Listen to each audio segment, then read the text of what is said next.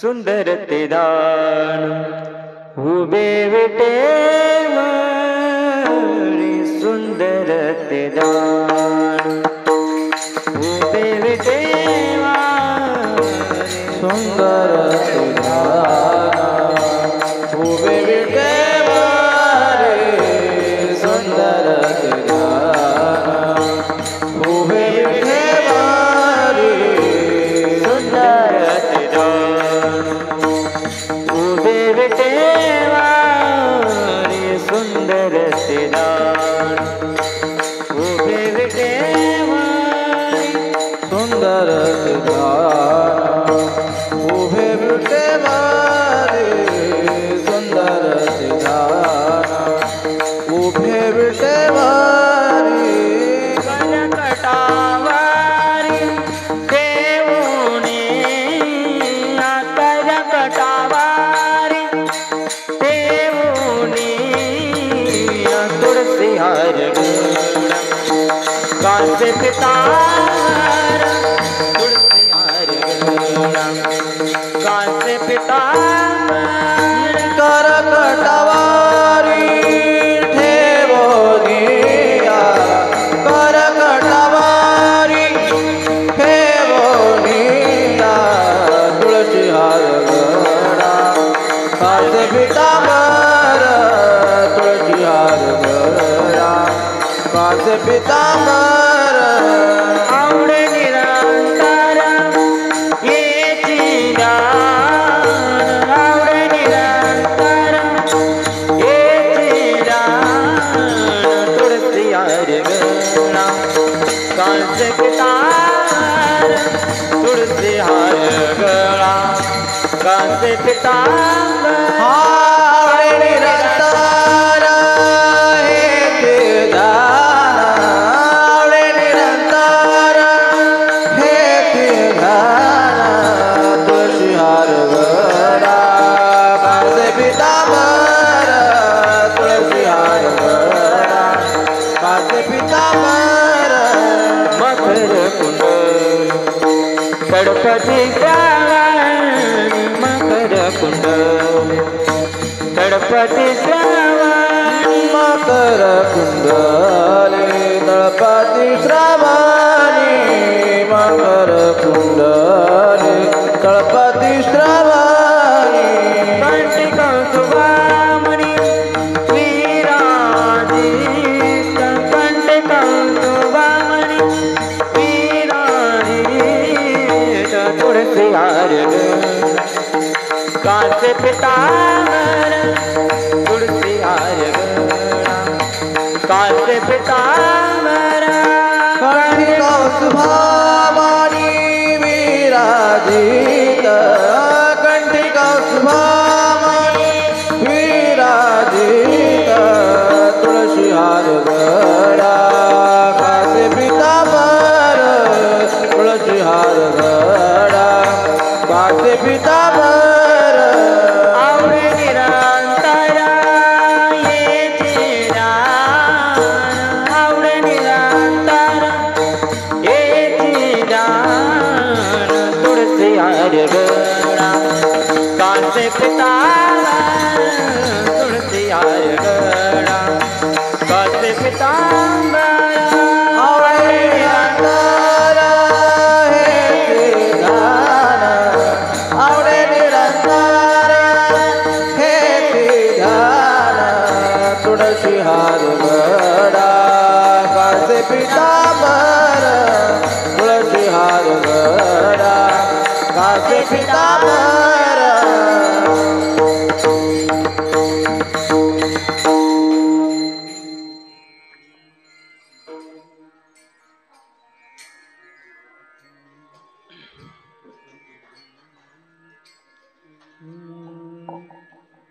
तू का म्हणे माझे तू का म्हणे माझे चितारवा तू का म्हणे माझे तू का म्हणे माझे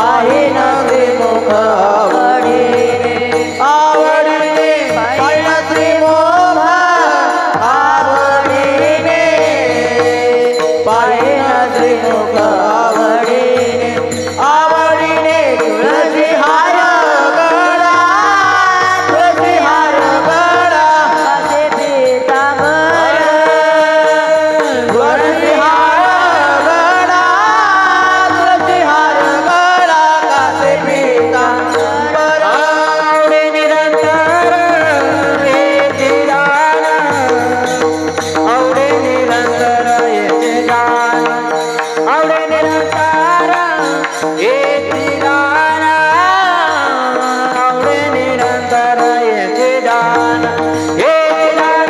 तुळसी हार गळा तुळसी हार गळा कासे पीतांबर तुळसी हार गळा तुळसी हार गळा कासे पीतांबर आवडे निरंतर आवडे निरंतर हेची ध्यान आवडे निरंतर हेची ध्यान आवडे निरंतर हेची ध्यान हे ध्यान तुळसी हार गळा तुळसी हार गळा कासे पीतांबर तुळसी हार गळा तुळसी हार गळा कासे पीतांबर कासे पीतांबर विठोबा रखुमाई गोपाल कुमारी विठोबा रखुमाई विठोबा रखुमाई विठोबा रखुमाई विठोबा रखुमाई जय जय विठोबा रखुमाई विठोबा रखुमाई जय जय विठोबा रखुमाई विठोबा रखुमाई विठोबा रखुमाई विठोबा जय रखुमाई जय विठोबा रखुमाई विठोबा रखुमाई विठोबा रखुमाई विठोबा रखुमाई विठोबा रखुमाई विठोबा जय जय विठोबा रखुमाई विठोबा रखुमाई विठोबा रखुमाई रखुमाई विठोबा रखुमाई विठोबा रखुमाई विठोबा रखुमाई विठोबा रखुमाई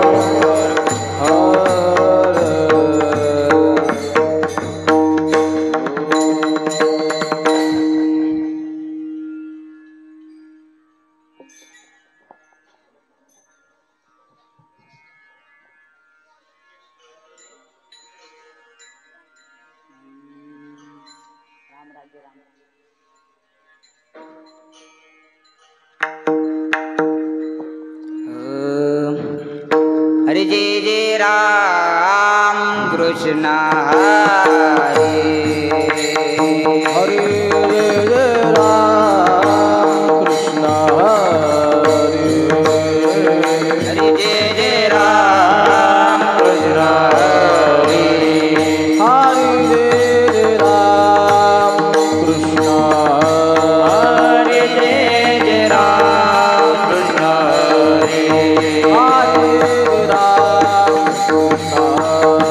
जय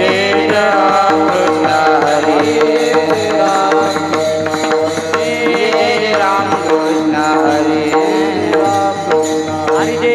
कृष्ण हरे हरे जय राम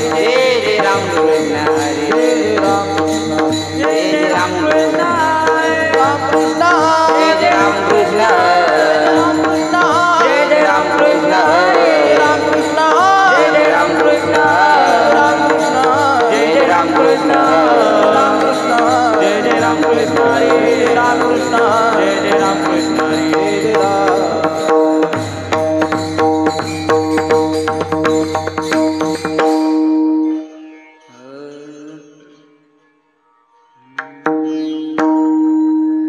रूप पाहता लोचने सुख झाले ओ साजने रूप पाहता लोचने सुख झाले ओ साजने तुहा विठ्ठल वरवा तुहा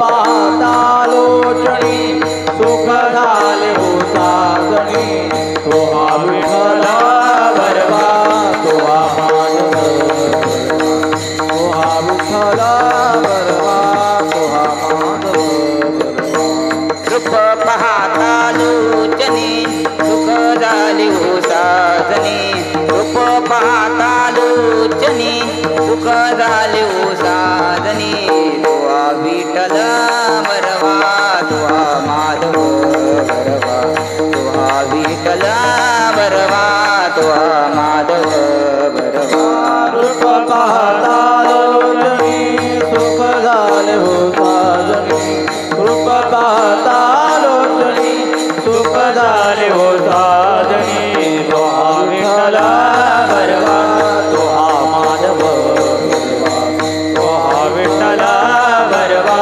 तो हा माधव बरवा बहुत सुकृताची जोडी म्हणून विठ्ठली आवडी बहुत सुकृताची जोडी म्हणून विठ्ठली आवडी तो हा विठ्ठल बरवा तो हा माधव बरवा तो हा विठ्ठल बरवा तो हा माधव बरवा बहुत सुकृताची जोडी म्हणून विठ्ठली आवडी बहुत सुकृताची जोडी म्हणून विठ्ठली आवडी तो हा विठ्ठल बरवा तो हा माधव तो हा विठ्ठल बरवा तो हा माधव बरवा सर्व तुझे आगर वापर कुमादेवीवर सुखाचे आगर बाबर कुमादेवीवर सर्व सुखाचे आगर वापर कुमादेवीवर सर्वसाचे आगर वापर कुमादेवीवर सर्व सुखाचे आगर वापर कुमादेवीवर सर्व सुखाचे आगर वापर कुमादेवीवर तो हा विठ्ठल बरवा तो हा माधव बरवा तो हा विठ्ठल बरवा तो हा माधव बरवा सर्व सुखाचे आगर बाबर कुमादेवीवर सर्व सुखाचे आगर बाबर कुमादेवीवर तो हा विठ्ठल बरवा तो हा माधव बरवा तो हा विठ्ठल बरवा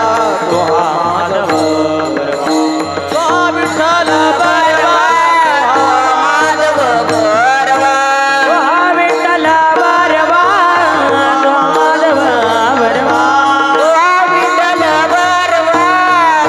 माधव बरवा तो हा विठ्ठल बरवा तो माधव बरवा तो हा विठ्ठल बरवा तो हा माधव बरवा तो हा विठ्ठल बरवा तो हा माधव बरवा तो हा विठ्ठल बरवा तो हा माधव बरवा तो हा विठ्ठल बरवा तो हा माधव बरवा तो हा विठ्ठल बरवा तो हा माधव बरवा तो हा विठ्ठल बरवा तो हा माधव बरवा तो हा विठ्ठल बरवा तो हा माधव बरवा तो हा विठ्ठल बरवा तो हा माधव बरवा तो हा विठ्ठल बरवा तो हा माधव बरवा तो हा विठ्ठल बरवा तो हा माधव बरवा जय जय राम कृष्ण हरे राम कृष्ण हरे राम कृष्ण हरे जय जय राम कृष्ण हरे राम जय जय राम कृष्ण हरे जय जय राम कृष्ण हरे जय जय राम कृष्ण हरे जय जय राम जय राम कृष्ण हरे राम कृष्ण हरे जय राम जय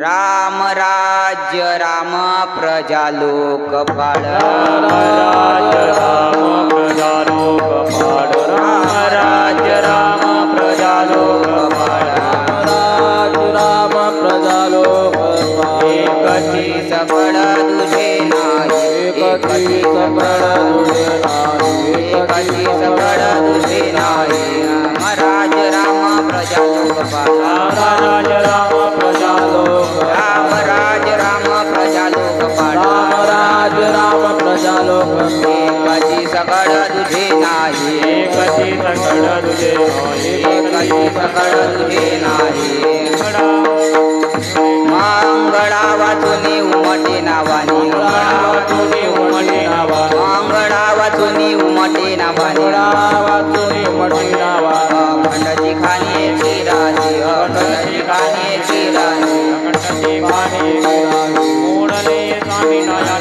ओढले स्वामी ठाया ठाव सेवा स्वामी ठाया ठाव ओढले स्वामी ठाया ठाव वाढवावा हेवा कोणा वाढवावा हेवा पुन्हा अंगे वा पुन्हा तू कामने अवघे दुमले देव कामनी अवघे तू कामने अवघे दुमले देव कामनी अवघे दुमले उरले ते गावे हेची आता उरले ते गावे हेची आता कामने दुमले देवे मंगळा वाचुनी उमटे नावानी कामने अवघे दुमले देवे उरले ते गावे हेची आता उरले ते गावे हेची आता मंगळा वाचुनी उमटे नावानी अखंडची उमटे नावानी अखंडची गाणी की राजी अखंडची गाणी की राजी विठोबा रखुमाई विठोबा रखुमाई जय विठोबा रखुमाई जय विठोबा रखुमाई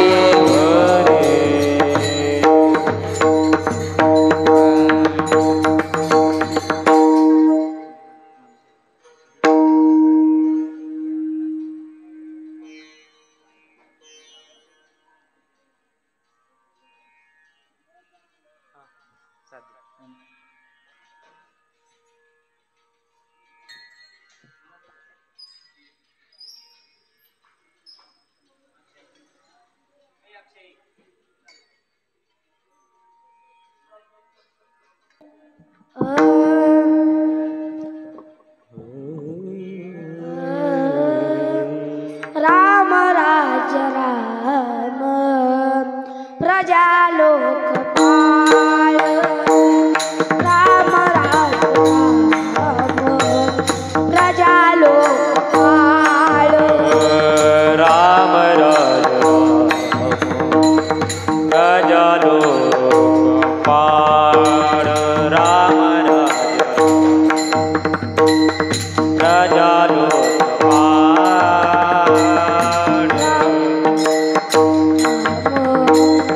प्रजा लोकपाल राम राज राम प्रजा लोकपाल राम राज राम प्रजा लोक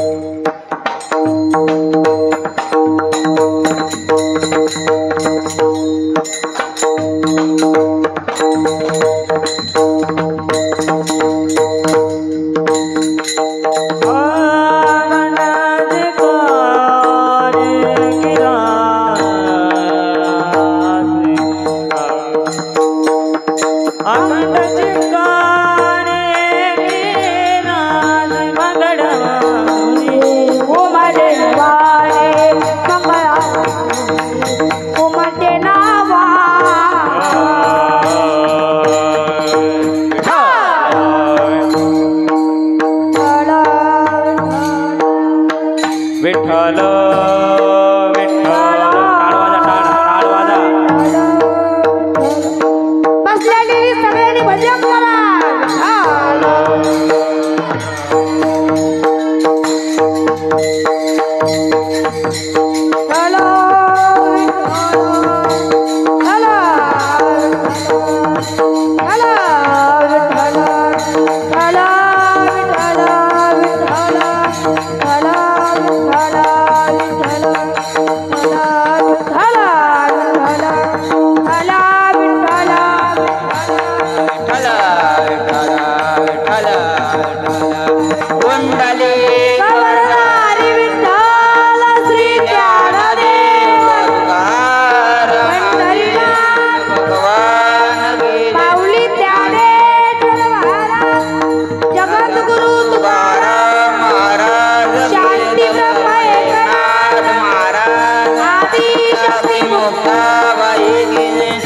गणपती महाराज की विठ्ठल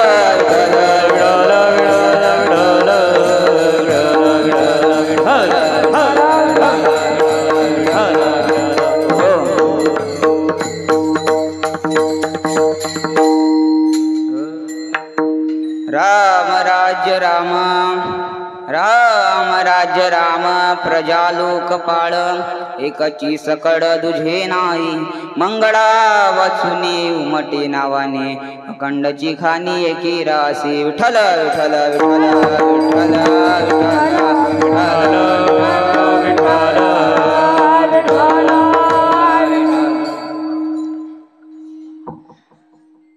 महायोग पीठे तटे भीमरत्या वरं पुंडलिकाय दातुं मुनीन्द्र समागत्य तिष्ठन्तमानन्दकन्दं परब्रह्मलिङ्गं भजे पाण्डुरङ्ग पाण्डुरङ्ग करो प्रथमन पाण्डुरङ्ग करो प्रथमन पाण्डुरङ्ग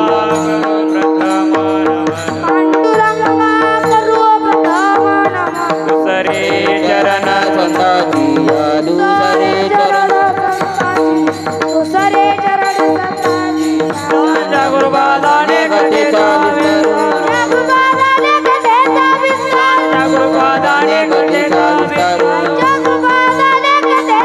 बाबाजी सद्गुरु दास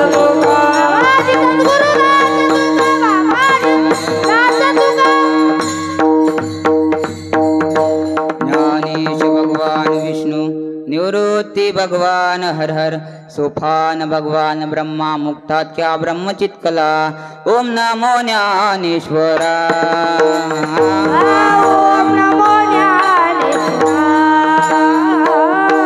ओम नमो ज्ञानेश्वरा ओम नमो ज्ञानेश्वरा ओम नमो ज्ञानेश्वरा करुणाकरा दयाळा तुमचा अनुग्रह लादलो तुझी आय ओम नमो ज्ञानेश्वरा करुणाकरा दयाळा तानुगाला लादलो पवनालो चराचरी गुरुर्ब्रह्मा गुरुर्विष्णु गुरुर्देवो महेश्वरा गुरुर्साक्षात् परब्रह्म तस्मै श्री गुरवे नमः तेवे मी जे जे बोले तेथे प्रभू तुमचे शिकविले म्हणून अवधारे जो आपुले आपण देवा मस्तक माझा पायावरे मस्तक माझा पायावरी राव निरंतरी संतांच्या राव निरंतरी संतांच्या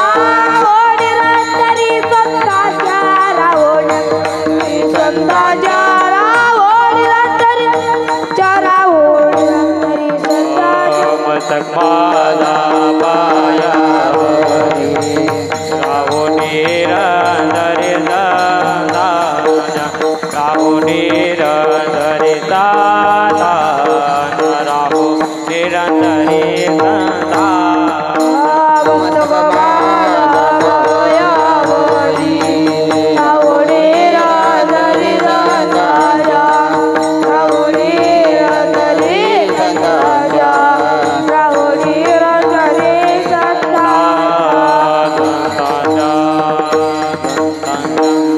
विठ्ठल विठ्ठल विठ्ठल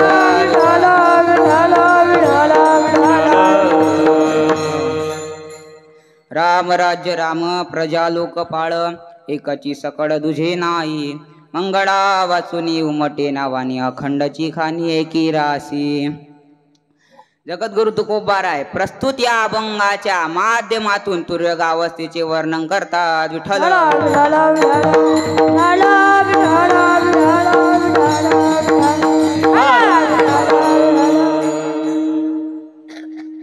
सेवेला सुरुवात करण्यापूर्वी शास्त्राने जो वक्त्याला दंड घालून दिलेला आहे तो म्हणजे वक्त्रा यद संवदेत तच्चतुर्विधम विभाज्य संवदेत प्रथमा प्रतिज्ञेंच द्वितीयम उपोद्घातं च तृतीयम प्रस्तावनांच चतुर्थम विशदीकरणेंच वक्त्याने पहिल्यांदा प्रतिज्ञा करावी दुसऱ्यांदा उपोद्घात म्हणजेच परिहार द्यावा परिहार म्हणजे आपल्या आश्रमात गेल्या 3 दिवसापासून गणपती बाप्पा बसलेले त्या निमित्ताने चालत असलेली कीर्तन सेवा आज 4थ्या दिवसाची सेवा श्री गुरु बाबांच्या आज्ञेने माझ्या वाटेला आली विठ्ठल विठ्ठल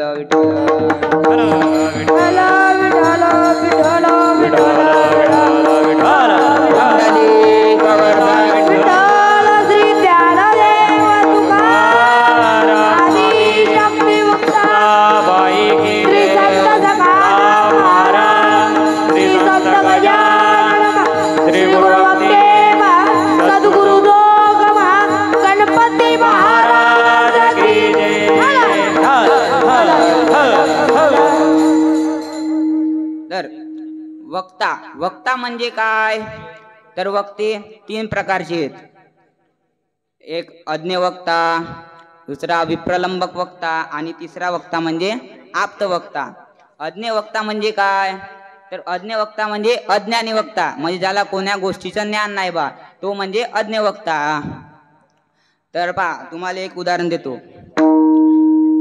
एक सर होते ते सर शाळेत शिकवत होते त्यांनी शाळेत शिकवत असताना व्यासपीठ शब्द शिकवला आणि सर म्हणू लागले कोणाला जर काही कळालं नसेल तर हात वरत करावा मुलांना म्हणू लागले कोणाला नसन कळालं तर हात वरत करा मग एका पोराने हात वरत केला मग सर म्हणत जाय का रे बाळा तुला काय नाही समजलं म्हणे सर मला व्यासपीठ शब्दाचा अर्थ नाही समजलं आणि सरची विशेषता म्हणजे सर कोरोनामध्ये D.Ed व्हायला होते आणि जर का भूगोलचा पेपर असला तर ते इतिहासच्या कॉप्या नेत होते आणि पेपर गणिताचा लिहित होते असे आपले सर होते आणि तपासणारा त्याच्याही पुढचा असल्यामुळे त्यांनी ते 37% पास झाले असे आपले सर होते तर मग त्या पोरानं विचारलं सर व्यासपीठ म्हणजे काय तर सर म्हणतात पीठ म्हणजे तुम्हाला माहिती आहे उडदाच्या डाळीचं पीठ गव्हाचं पीठ अजून मुंगाच्या डाळीचं पीठ हरभऱ्या डाळीचं पीठ असे प्रकारचे पीठ असतात आपल्या इकडं तर सर म्हणतो आता आपल्या भारतामध्ये हे पीठ असतात सगळे पण अमेरिकेमध्ये एक विशेष डाळ आहे व्यास नावाची मग त्या डाळीचं काय पीठ मग हे व्यास नावाची खरं तर डाळ आहे का नाही मग तो त्या सरला काही ज्ञान आहे का तो वक्ता म्हणजे अज्ञानी आहे तो सर मग असं पुढचा वक्ता आहे विप्रलंबक म्हणजे स्वतःच्या स्वार्थासाठी दुसऱ्याला फसवणारा मग आता पाय एक उदाहरण दे दुसरं एक वाघ होता आणि कोल्हा होता ते दोघं म्हणजे वाघ पण खूप भुकलेला होता आणि कोल्हा दोघाला पण खूप भूक लागलेली होती वाघ म्हणतो आता कोल्हा जात होता वाघ म्हणतो कोल्ह्याला अरे कोल्ह्या मी ना 2-3 दिवस झाले काय शिकार नाही करेल मले पण आता भूक लागली आता तू एक काम कर तू माझा मित्रच आहे लहानपणापासून जसं तू आता इथं बस मी तुले काही असे दुःख बी होऊ देणार नाही की तू या पाय खाणार की शेपटी खाणार की हे खाणार डायरेक्ट मी ते असा नरड्याले पकडीन म्हणजे तुले काही वाटणार बी नाही आता तू मरणारच आहे तर दर्शक पुण्य करून मर बा वाघे उपदेशला कोला सुखे खाऊ दे रे मला सुखे खाऊ दे रे मला सुखे खाऊ दे रे मला वाघे उपदेशला कोला सुखे खाऊ द्यावे मला सुखे खाऊ द्यावे मला सुखे खाऊ द्यावे मला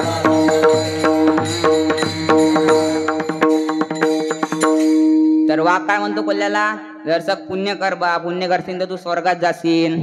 मग वाघ कोल्हा विचारतो, का रे वाघोबा, तू जर का मला खाशील तर तुझ्या किती दिवसाची म्हणजे भूक भागन, 1 दिवसाची भागन, 2 दिवसाची भागन. मग वाघ म्हणतो, कायची रे, फक्त 1 सांज निघन माहिती त्याच्यामध्ये. 1 सांज म्हणजे काय. मग कोल्हा काय म्हणतो, अरे वाघोबा तू जसं म्हणतो की नाही, तू बस इथं, मी तुला खातो असं तसं. मग एक काम कर, तू तिथं बस, मी तुला खातो. मग वाघ कोल्हा म्हणतो असं वाघाले, तू पाय, मीनं जर का तूनं मला खाल्लं तर तुझी फक्त 1 सांजेची भूक भागन, पण मीनं जर का तुले खाल्लं तर मग अख्खा खानदानाचं पोट भरते याच्यात. आणि जर का राहिलं सुईलं असलं तर मग घरी पाहुणे बरी येत असतात, त्याला बी द्यायला होते चाय नाश्त्यामध्ये. असं कोण म्हणतो, कोल्हा. कोल्हा म्हणतो, मग यामध्ये दोघांनी आपापला स्वार्थ पाहिला की नाही. वाघानं आपला स्वार्थ पाहिला आणि कोल्ह्याने आपला स्वार्थ पाहिला. विठ्ठल विठ्ठल विठ्ठल विठ्ठल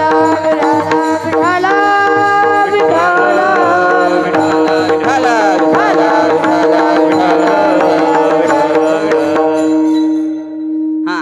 आणि आता म्हणजे काय, आप्तवक्ता. आप्तवक्ता म्हणजे काय, सत्य सांगणारा. गाळी पडली ठका ठका वर्म जाणतो तुका.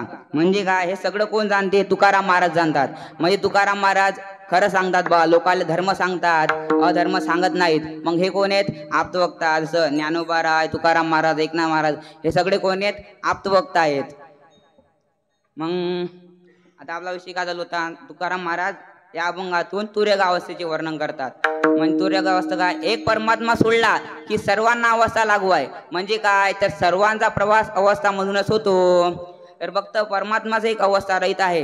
द्रष्टा साक्षीज अवस्था तिथ, तो कदा नवे अवस्था भूत. देही असून अवस्था रहित, जाणतो निश्चित परमात्मा. भाव एवढा की परमात्मा अवस्था रहित असतो, पण बाकी सर्वांना पण अवस्था असतात. जशी देहाला सुद्धा काळामुळे अवस्था प्राप्त होतात. कालाधिकृत परिणामांतर देहादेर्दशा अवस्था उच्चते. म्हणजे काय, तर जसा कालातिक्रम होतो त्याप्रमाणे देहाच्या अवस्था बदलतात. म्हणजे देहाला वयानुसार अवस्था प्राप्त होतात. विठ्ठल विठ्ठल विठ्ठल विठ्ठल विठ्ठल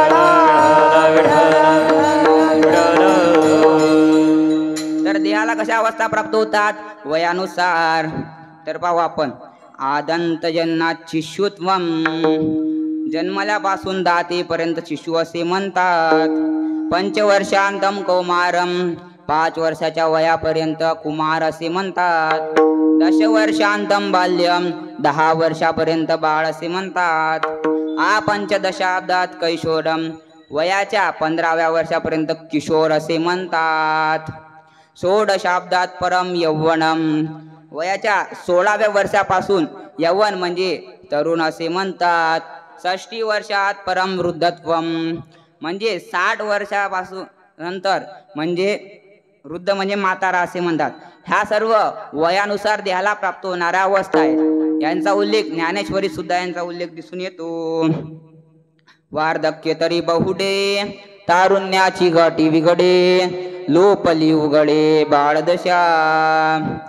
जशा हा काळानुरूप देहाला अवस्था मिळतात, त्याप्रमाणे साधनारूप साधकाला आध्यात्मिक अवस्था प्राप्त होतात. जसं आपण देहावस्थेचे लक्षण पाहिलं, तसं देहावस्थेच्या लक्षणामध्ये आपण साधना शब्द टाकला तर आध्यात्मिक अवस्थेचे लक्षण बनवू शकतो. साधनाधिकृत परिणामांतर बुद्ध्यादेहे स्थिती अवस्था उच्चते. म्हणजे साधनेमुळे बुद्ध्याधिकार म्हणजे जे वेगवेगळे बदल होतात, त्या वेगवेगळ्या बदलांना वेगवेगळे अवस्थेची नावे प्राप्त होतात. तेच नकुल पाशुपत शास्त्रानुसार व्यक्त अव्यक्ता जया दान निष्ठा या 5 अवस्थांचं वर्णन येते. तेच योगशास्त्रानुसार मुळा, क्षिप्ता, विक्षिप्ता, निरुठा, एकाग्रता या 5 अवस्थांचा उल्लेख येतो. त्याचप्रमाणे योग वशिष्ठानुसार 7 भूमिका मानल्या जातात. म्हणजे 7 भूमिका मानल्या जातात आणि त्यापैकी जी 7वी तुर्योगा आहे, ते तुर्योगा अवस्था प्राप्त झाल्याचा विचार या अभंगात करतात. आणि ती अवस्था प्राप्त झाल्याची अभंगाची थोडी या अवस्थेची थोडी छटा अभंगाच्या प्रथम चरणात. राम राज राम प्रजा लोकपाल,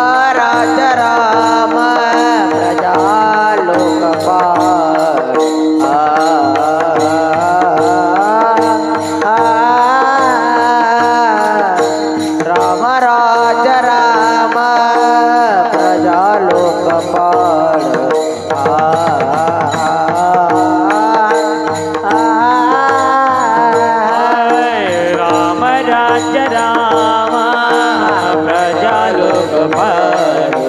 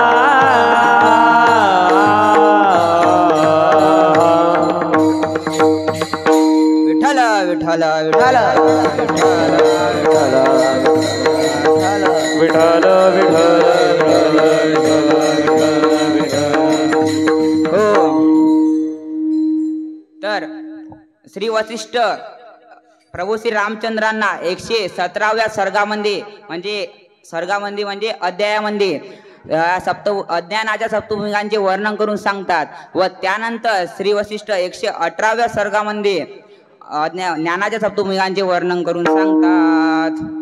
वशिष्ठ उवाच इमां सप्तपदां ज्ञान भूमिमा गर्णयानग ज्ञानया ज्ञातया भूयो मोहपंके निमंजसी. म्हणजे हे निष्पाप श्रीरामा, योग वशिष्ठ म्हणतात, हे निष्पाप श्रीरामा, ह्या अवस्था जर तू जाणल्या तर तू मोहरूप म्हणजे अज्ञान रूप जो चिखल आहे त्यात तू फसणार नाही. अज्ञानात फसू न देणारा सप्तभूमिका पुढील प्रमाणे ज्ञानभूमी शुभेच्छाख्या प्रथमा समुदावृता विचारणा द्वितीया तु तृतीया तनुमानसा सत्वापत्तिश्चतुर्थीस्या ततो संशक्ति नामिका पदार्था भावनी षष्ठी सप्तमी तुर्यगा स्फुरता. श्री वशिष्ठ म्हणतात, पहिली भूमिका आहे शुभेच्छा, दुसरी विचारणा, तिसरी तनुमानसा आणि चौथी सत्वापत्ती आणि पाचवी आहे तनुमानसा आणि शेवट 6वी आहे पदार्था भावनी आणि शेवटची 7वी म्हणजे तुर्यगा होय. आता श्री वशिष्ठ या 7ही भूमिकांचे क्रमाने लक्षण करून सांगतात. तर पहिली भूमिका आहे आपली शुभेच्छा. तर आपण हिचं लक्षण पाहू. स्थित किमूढ एवास्मी प्रेक्ष्यहं शास्त्र सज्जनये वैराग्यपूर्वमिच्छेति शुभेच्छेत्युच्यते बुधये. श्री वशिष्ठ म्हणतात, मी मूढ होऊनच कहा राहतो, शास्त्र आणि सज्जनांच्या द्वारा परमत्वाला पाहिल. अशा प्रकारे जी साधन तदुष्टपूर्वक जी इच्छा आहे हिला विद्वान लोक शुभेच्छा असे म्हणतात. थोडक्यात सांगायचं झालं तर आत्मसाक्षात्काराची उत्कट इच्छा म्हणजे शुभेच्छा होय. आणि अगदी संतांच्या भाषेत बोलायचं झालं तर काही ऐशी दशा येईल माझ्या अंगी, ऐशी दशा येईल माझ्या आकडे, ऐशी दशा येईल माझ्या अंगी, ऐशी दशा येईल माझ्या अंगी. चित्त पांडुरंगा दुरतसे, चित्त पांडुरंगा दुरतसे. पांडुरंगा झुरत चित्त पांडुरंगा झुरत कैसी जाईल माझे अंगा चित्त पांडुरंगा झुरत चित्त पांडुरंगा झुरत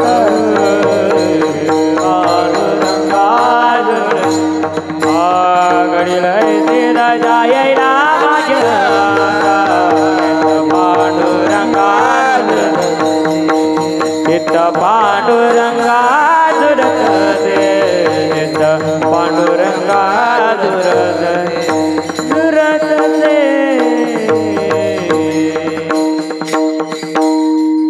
हा तर पा काही ऐसी दशा येईल माझे अंगा चित्त पांडुरंगा झुरत असे. तर झुरत असे म्हणण्यामध्ये पण सुद्धा उत्कटता सिद्ध झाली.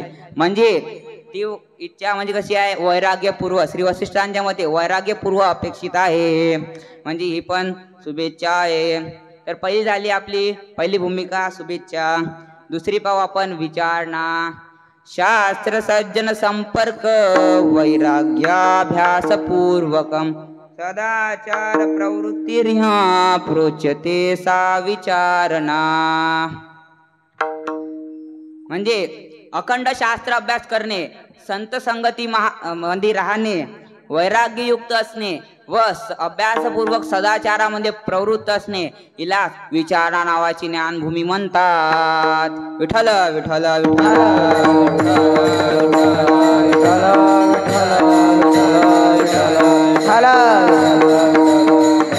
कुंडली गवर्धार विठ्ठल श्री ज्ञानदेव तुकाराम आदेश मुक्ता माई की जय संत सखाराम महाराज की जय गजानन महाराज की जय वक्ते महाराज की जय गणपती महाराज की जय.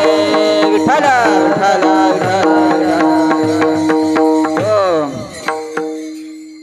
तर काय श्री ज्ञानोबा म्हणतात शास्त्राभ्यासामध्ये एवढा तल्लीन असतो की क्षणार्ध अपि व्यर्थम ननेयम.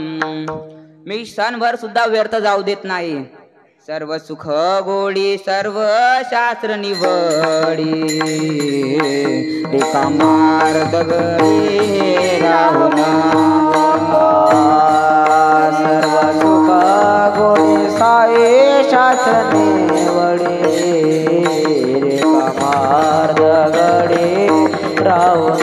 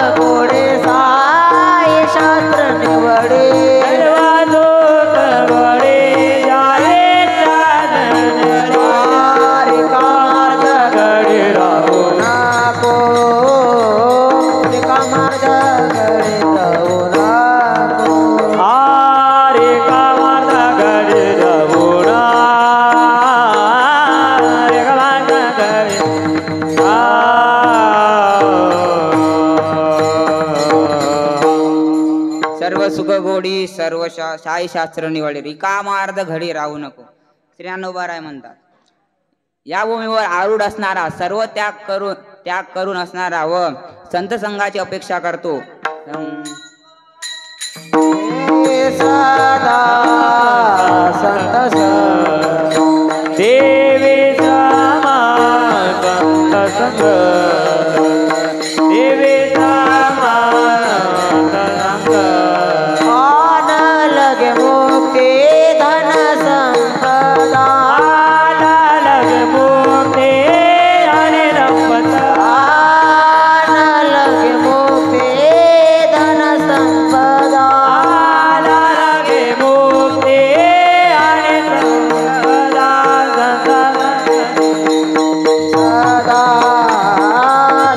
लगे सदा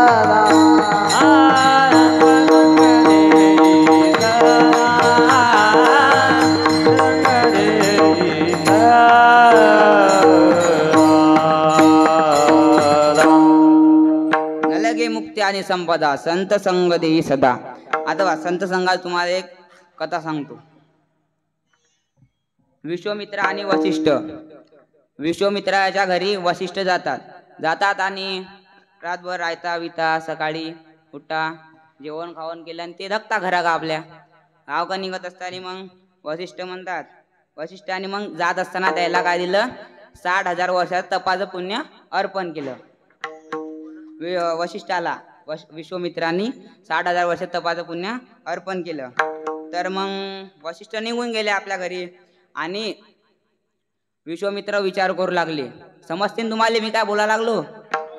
हा तर विश्वामित्र विचार करा लागले की वशिष्ठ आपल्या घरी आले, आपण त्याला 60,000 वर्ष तपाचं पुण्य अर्पण केलं, तर आपण याच्या घरी गेलो तर हे आपल्याला काय देतील हे बघण्यासाठी ते विश्वामित्र दुसऱ्या दिवशी वशिष्ठांच्या घरी गेले आणि मग वशिष्ठांच्या घरी गेले ते पण तिथं राहिले बिले जेवण खाऊन गेले आणि ते पण मग घराकडे धकण्या करत निघत असताना मग वशिष्ठांनी विश्वामित्राला 12 मिनिटाचं सत्संगाचं पुण्य अर्पण केलं.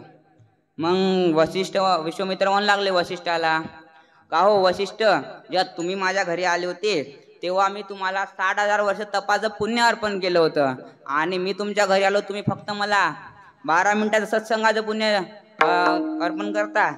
नाही बा, पण हे नाही पटलं मला. असं कोण म्हणते? विश्वामित्र म्हणतो वशिष्ठाला म्हणतात.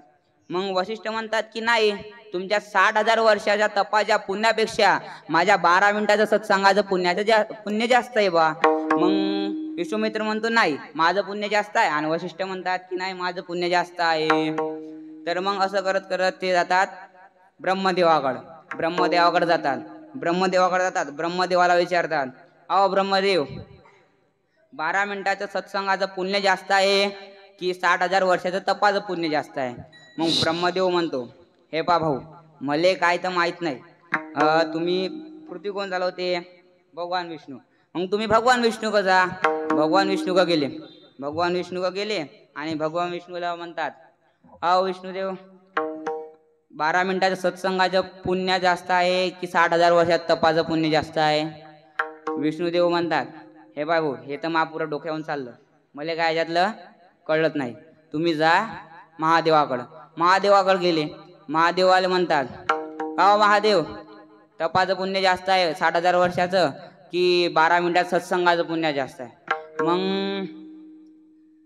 महादेव म्हणतो, हे दिसा लागलं तुले, हे काय म्हणतील महाराज गळा, हे दिसले तुले, मी इथं विष पेले, पुरा निळा पडलेले, मला माझ्या बायकोचंच तर ध्यान नावत नाही राहत आणि तू मला हे विचारा लागला, सांग बरं आता कसं जमन?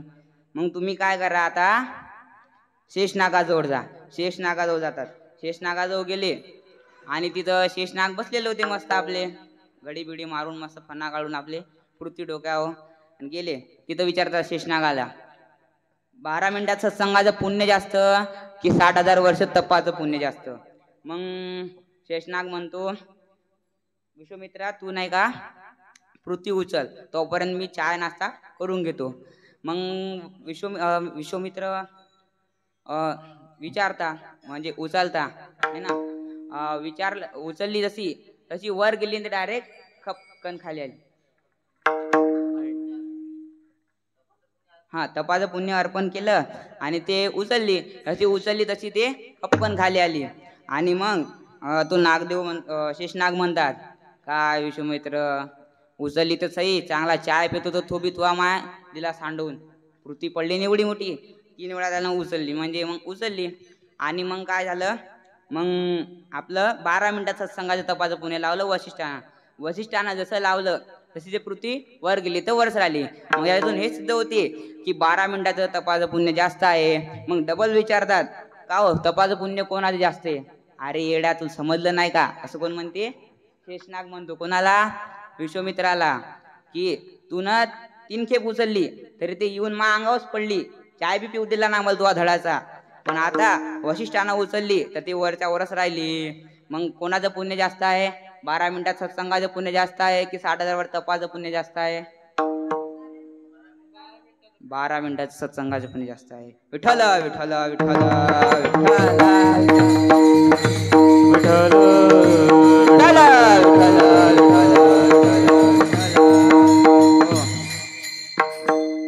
तर असं आता या भूमीवर आरूढ असणारा म्हणजे काय तर बघा, यामध्ये एक काशी रस्त्यामध्ये एक गुरुभक्ताची कथा आलेली आहे. गुरुभक्ताची कथा आलेली आहे म्हणजे या भंगामध्ये सांगतात की एक गुरु होता आणि एक शिष्य होते. त्या गुरुची तब्येत खूप अशी बिघडलेली होती. मग त्या शिष्य म्हणतात त्याला, गुरुजी तुमचा जो रोग आहे तो मला तुमच्या अंगावर न घेता तो माझ्या अंगावर टाका. असं कोण म्हणतो? दीपक नावाचा शिष्य त्याच्या गुरुजीला म्हणतो. मग गुरुजी म्हणतात की नाही बा, म्हणजे त्याच्या सेवेने तिथं 3 देव प्रकट झाले. कोणते देव? ब्रह्मा, विष्णू, महेश हे 3 देव प्रकट झाले. मग त्याचे गुरुजी काय म्हणतात, अरे बाळा दीपक, तू हे माझ्या अंगावरचं दुःख तुझ्या अंगावर घेऊ नको. का बरं घेऊ नको? तर काहून? भोगादपि महत् कष्टम शुश्रूषायाम भविष्यती. म्हणजे सेवेमध्ये भोगापेक्षा सुद्धा जास्त कष्ट असतात. आणि मग त्यांना समजलं. मग त्यानं खरोखरच सेवा केली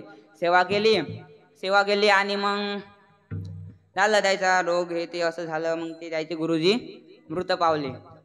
मग काय तो आपला त्या संसार करायला लागला. येथे धर्माचे पालन करत जीवन जगा लागला. धर्माचे पालन किती प्रकार केले जातात? तर 10 प्रकारे केले जातात. धृतिक्षमा दमोस्तेयम शौचम इंद्रिय निग्रह निर्विद्या सत्यमक्रोधो दशकम धर्मलक्षणम. तर धर्माचे 10 लक्षण आहेत. किती? धर्माचे पालन धर्माचे पालन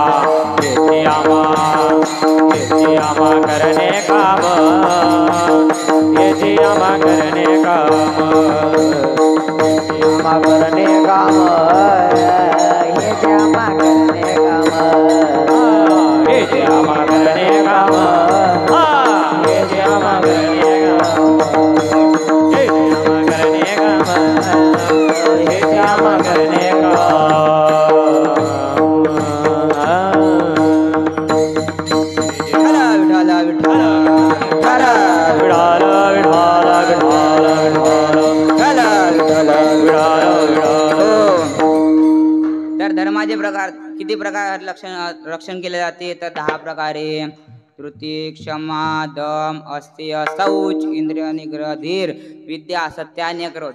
हे धर्माचे 10 लक्षण आहेत. तर आपल्यातलं पहिलं लक्षण पाहू. धृती. अवसन्नानाम देहेंद्रियाणाम अवष्टंब हेतु धृती. म्हणजे कष्टलेल्या देहेंद्रियांना धरून ठेवण्याला कारण जी मानसिक शक्ती आहे तिला धीर, इंग्लिश मध्ये करेज आणि संस्कृत धृती असे म्हणतात. तर मग काय? धीर जाणारे ठिकाण काम, क्रोध, लोभ, भय, व्यसन, शारीरिक कष्ट हे कशाचे ठिकाण आहेत तर ध्येय जाण्याचे ठिकाण आहेत. तर इथं बघा उदाहरण आहे हरिश्चंद्र राजा. हरिश्चंद्र राजा म्हणजे कोणता असा, तो खूप मोठा दानवीर राजा होता. हरिश्चंद्र राजा एक दिवस झोपलेले होते. झोपेत असताना त्याच्या मित्रामध्ये कोण आलं, विश्वामित्र आले.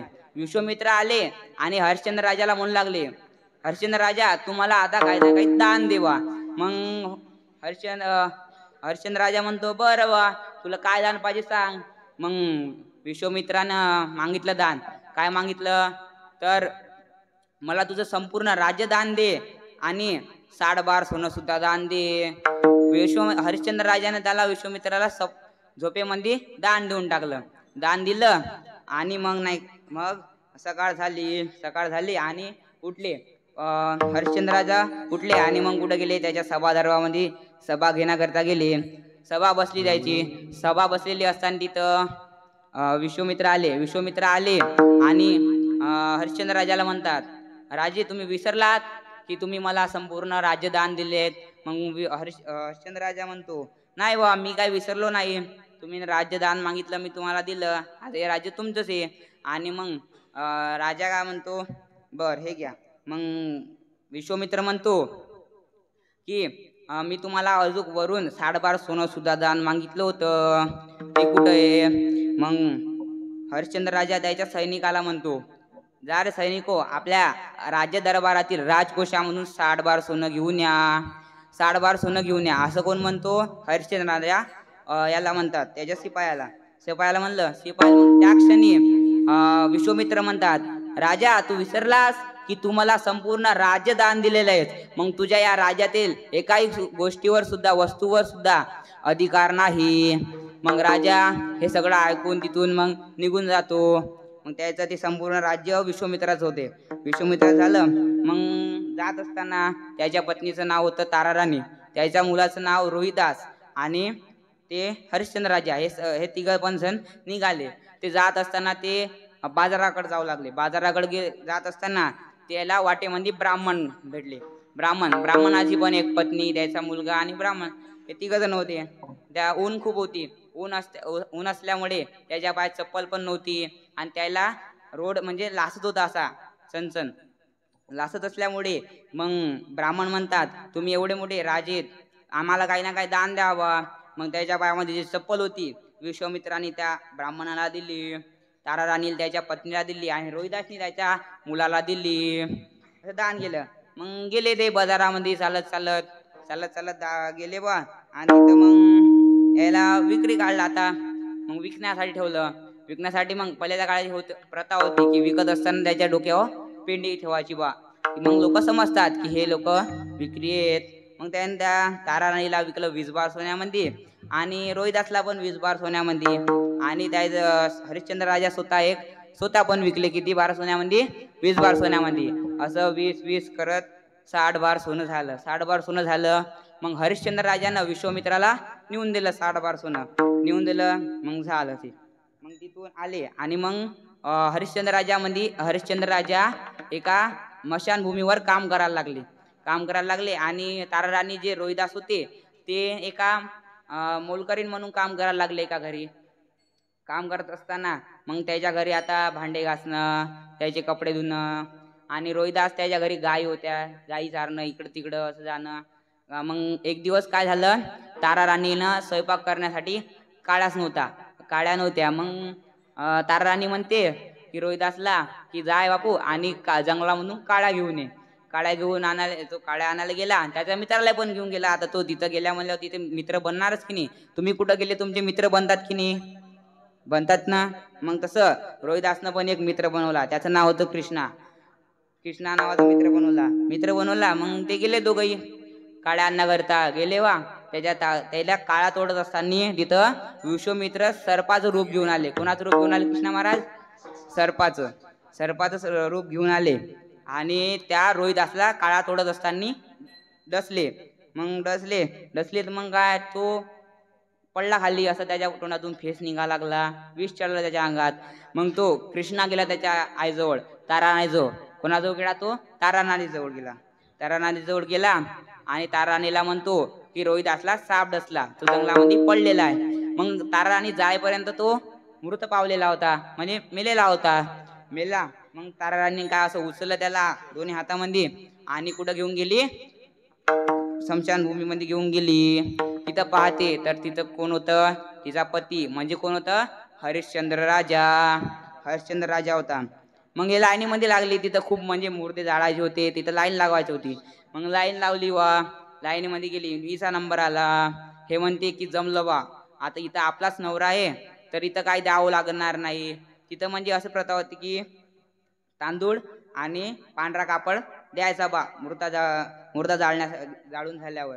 मग हिच्याजवळ काहीच नव्हतं. मग हे विचार करू लागली, जमलं बा आपलं, की आपलाच नवरा आहे, आपल्याकडून काय घेणार नाही, आपलंच लेकरू आहे. मग ते गेली, तिचा नंबर आला. गेली जसं तिनं सांगितलं की आपला पोरगा आहे, आपला पोरगा साप बसला, असं तसं झालं आणि आता याला जाळाच आहे बा. मग हरिश्चंद्र राजा विचारतो, तुझ्याजवळ काय हे कामाला द्यायला? मग ताराराणी म्हणते, नाही माझ्याजवळ काहीच नाही.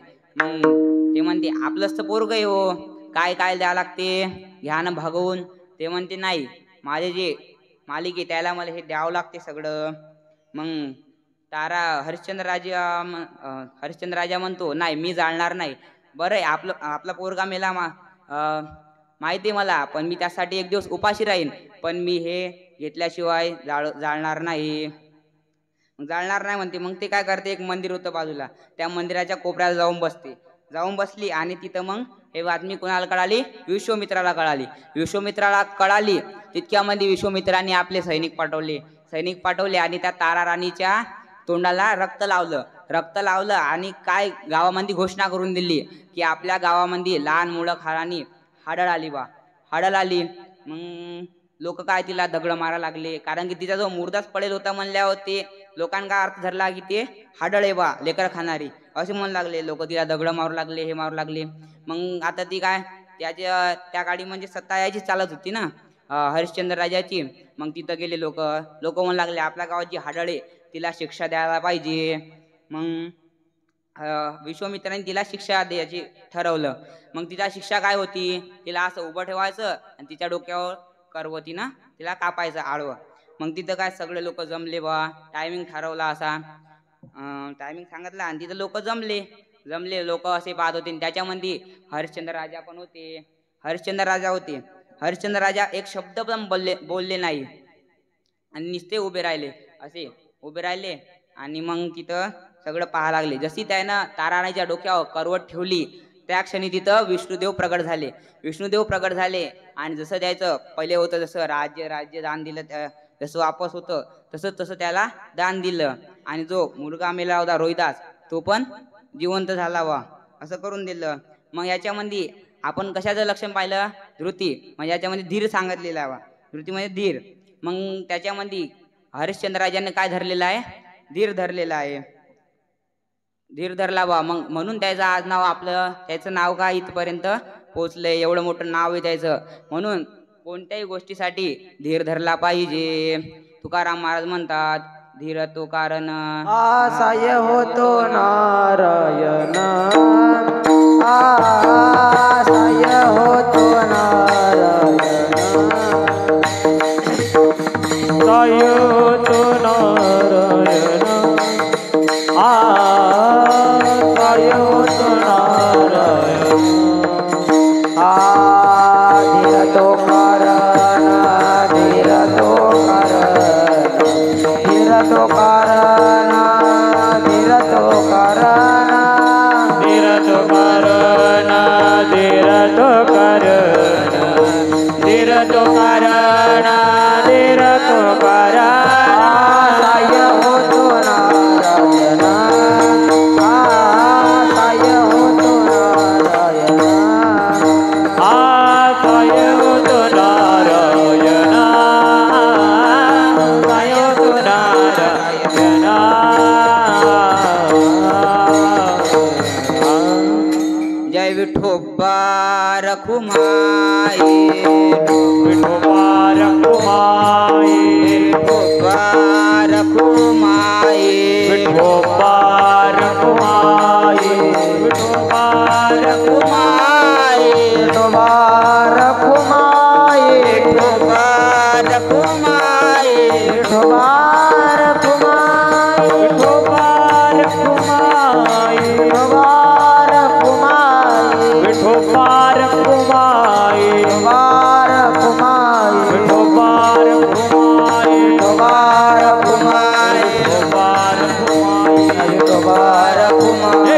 भगवान कुमाई भगवान जय जय कुमाई भगवान कुमाई भगवान जय जय भगवान कुमाई भगवान जय जय भगवान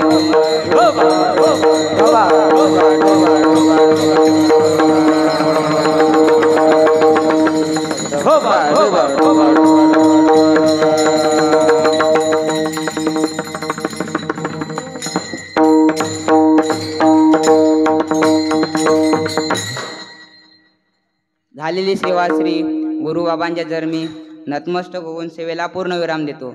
जे काय चुकलेलं असेल ते माझ्या बुद्धीचे दोष आणि जे काय बरोबर असेल ते माझ्या गुरुवर्यांचं. ज्ञानेश्वर माऊली ज्ञानराज माऊली ज्ञानेश्वर माऊली ज्ञानराज ज्ञानेश्वर माऊली ज्ञानराज माऊली